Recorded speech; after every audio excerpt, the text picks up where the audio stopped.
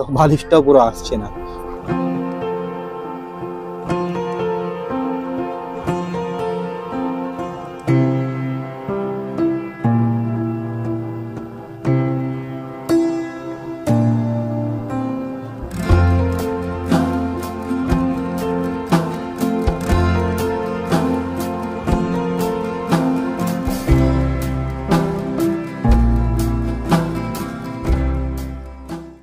Hello everyone, আমি Amartya and welcome again to my channel Zindagi live. ব্লগিংটা আমার কোনো পেশা নয়, এটি আমার হবি। আর তাই আমার এই চ্যানেলে পাবেন আপনারা আনবায়াসড প্রপার্টি রিভিউ আর ডিটেল ট্যুর ইনফরমেশন। আপনাদের সঙ্গে আরও বেশি করে কানেক্ট থাকার জন্য একটি হোয়াটসঅ্যাপ গ্রুপ ক্রিয়েট করেছি, ডিসক্রিপশনে সেই লিঙ্কটা দিয়ে দিলাম, চাইলে জয়েন করতে পারেন। এবং ইচ্ছা আছে ভবিষ্যতে আপনাদের নিয়ে একটি গ্রুপ ট্যুর অ্যারেঞ্জ করা, definitely with affordable price, budget tour. এই বিষয়ে আপনাদের কি মতামত কাইন্ডলি কমেন্ট সেকশনে জানাবেন, আমার ডিসিশন নিতে সুবিধা হবে।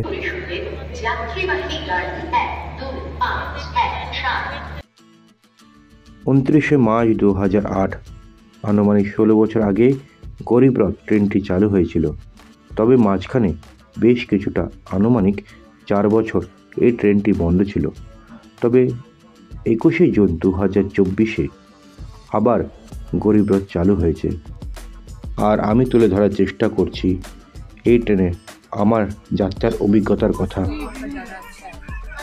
গরিব রথ ফার্স্ট টাইম এক্সপিরিয়েন্স আমাদের সবার। এর আগে আমরা কোনো গরিব রথ উঠিনি। তো আমি আগেও বিভিন্ন ব্লগে বলে রেখেছি যে হ্যাঁ, দার্জিলিংয়ের জন্য বা এনজিপি, বেসিক্যালি এনজিপির জন্য একাধিক ট্রেন থাকলেও পদাতিক বা Darjeeling being one of the best train আমার মতে। তবে এই পথে আরেকটা নতুন ট্রেনের সংযোজন ঘটলো, গরিব রথ, গুয়াহাটি গরিব রথ 12517। তো আনুমানিক 16 বছর আগে এই ট্রেনটি স্টার্ট হয়েছিল। বিগত 4 বছর ধরে এই ট্রেনটি বন্ধ ছিল। 2024 সালে আনুমানিক জুন জুলাই নাগাদ এই ট্রেনটি আবার স্টার্ট করা হয়। এবং এটা নতুন অভিজ্ঞতা, বিকজ এর আগেও আমি যখন নর্থ বেঙ্গল গেছি তখন বিভিন্ন দার্জিলিং বা পদাতিক বা অন্যান্য ট্রেনেও উঠেছি।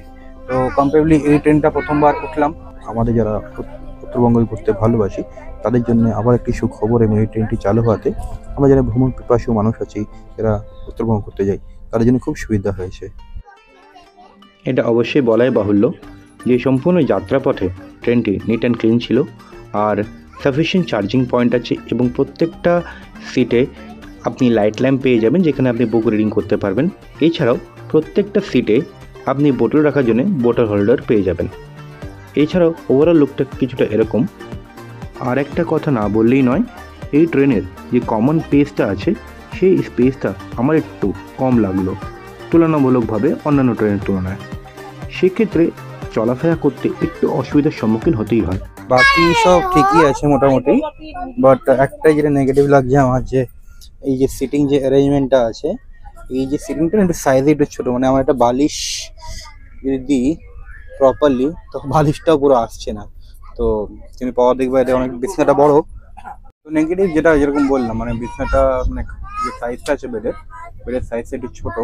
সেক্ষেত্রে কোনো যদি বাচ্চাকে, কোনো মারা স্পেশালি যারা বাচ্চাদেরকে নিয়ে শুরু ভাবছে, তাদের কিন্তু খুব ডিফিকাল্টিস হয়। মানে আমাদের হচ্ছে, আমি জানতাম, তার জন্য আমি এক্সট্রা ওনা এবং পাপানের জন্য একটা বার্থ নিয়েছিলাম, বুক করে নিয়েছিলাম, যাতে ওরা দুজনেই শেয়ার করে শুয়ে যেতে পারে।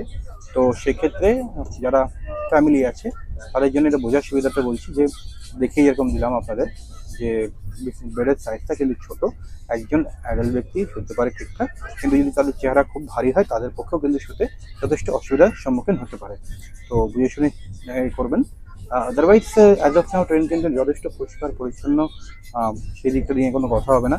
অ্যান্ড এই বাথরুম আমি কোনো ভিডিওতেও দেখাইনি, এখানেও দেখাবো না, আর আমি গিয়ে দেখে এলাম, যথেষ্ট নিট অ্যান্ড ক্লিনই আছে। জার্নিটা সবেমাত্র স্টার্ট হলো, তো ইনিশিয়াল লেভেলে তো এটা পরিষ্কার থাকবেই, আশা রাখি। এবং এবার দেখা যাক যে গোয়িং ফরওয়ার্ড কতখানি মেনটেন এরা করতে পারে, রেলওয়ে কর্তৃপক্ষ রেগুলার ইন্টারভ্যালে ক্লিনিং করছে কিনা, তো ফ্লোরগুলো বা ওয়াশরুমগুলো। তো লেটস সি, যেরকম হবে আমি সেরকমই আমার অভিজ্ঞতার কথা এই ভিডিওর মাধ্যমে তুলে ধরার চেষ্টা করব, যাতে কিনা আপনাদের ডিসিশন নিতে সুবিধা হয়।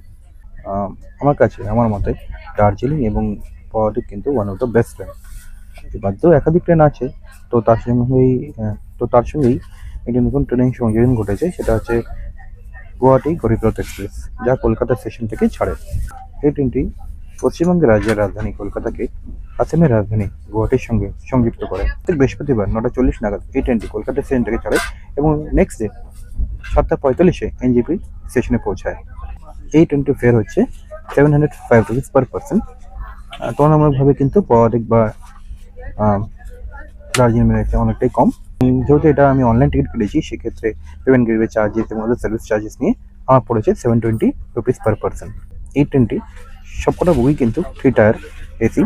সিটগুলো কিন্তু একটু ছোট, তো আমি বলবো না এটা 3A, রাজার এটা 3E। তো যাই হোক, অ্যাজ অফ না জার্নি খুব ভালোই যাচ্ছে, খারাপ লাগে না। পরিষ্কার পরিচ্ছন্ন ট্রেনটি আছে এবং আমি ওয়াশরুম গিয়ে এলাম, তো neat and clean as of now আছে।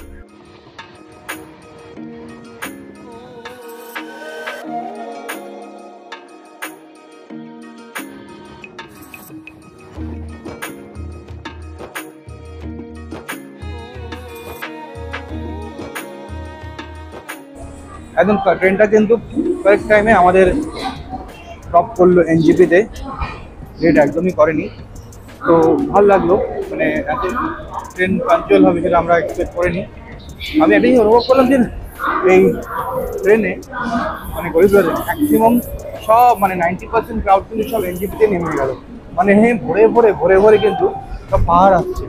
তো মানে বলছিলাম যেটা, যে এই ট্রেনটা কিন্তু হওয়াতে মানে আবার চালু হওয়াতে আমাদের জন্য কিন্তু খুব ভালো হয়েছে। আমাদের গন্তব্যস্থল এনজেপি, যা আমরা পৌঁছে গেছি, আর আমাদেরকে ড্রপ করে ট্রেনটি এবার এগিয়ে যাবে তার নির্দিষ্ট গন্তব্যপথ অর্থাৎ গুয়াহাটির দিকে। অ্যাজ অফ নাও জার্নিটা খুব ভালো গেল, ট্রেনটি যথেষ্ট ভালো এবং কম দামে ফ্যামিলিকে নিয়ে আসাই যায়। এই ভিডিওটা আপাতত এই পর্যন্তই। খুব তাড়াতাড়ি দেখা হচ্ছে আগামী একটি পর্ব নিয়ে। Till that time, good bye and take care.